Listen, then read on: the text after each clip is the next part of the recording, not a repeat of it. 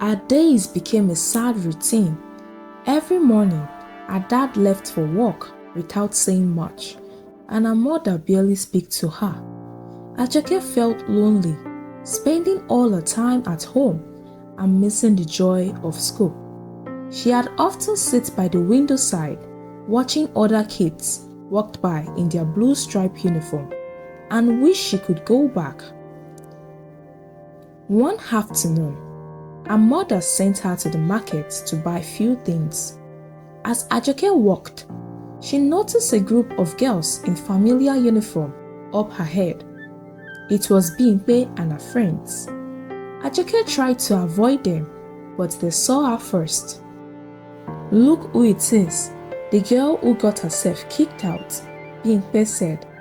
Her friends were laughing, and Ajoke felt her face burn with shame.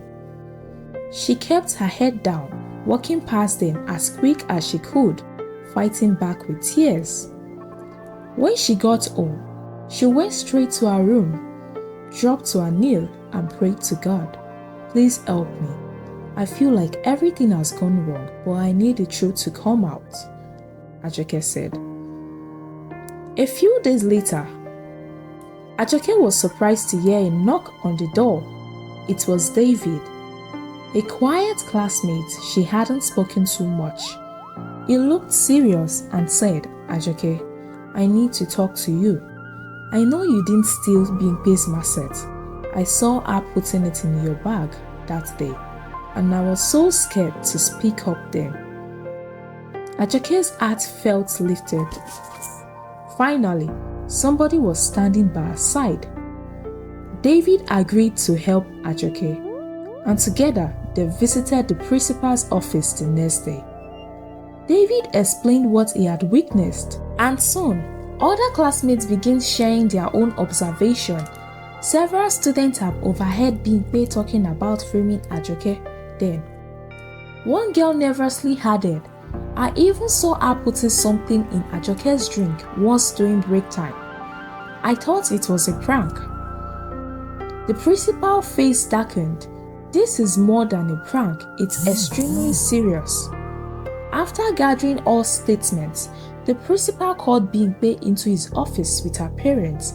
At first, she denied everything, but eventually, under pressure, she admitted to settle Ajoke up and tampering with her drink.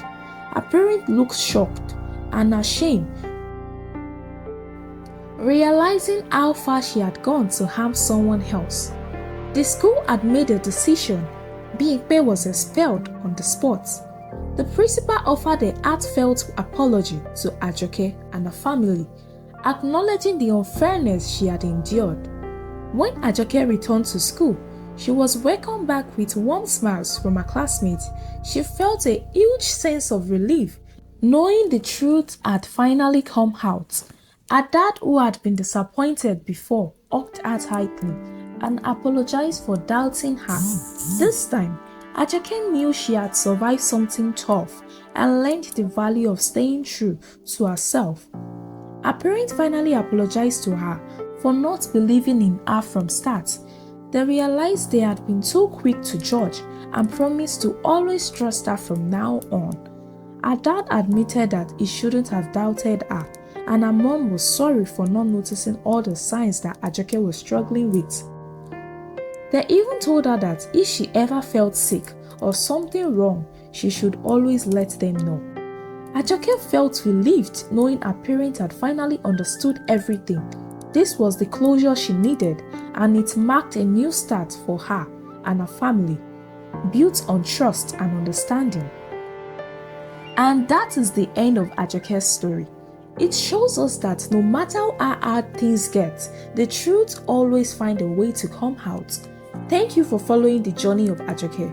Please hit that subscribe button and give this video a like if you enjoyed the story. Bye bye.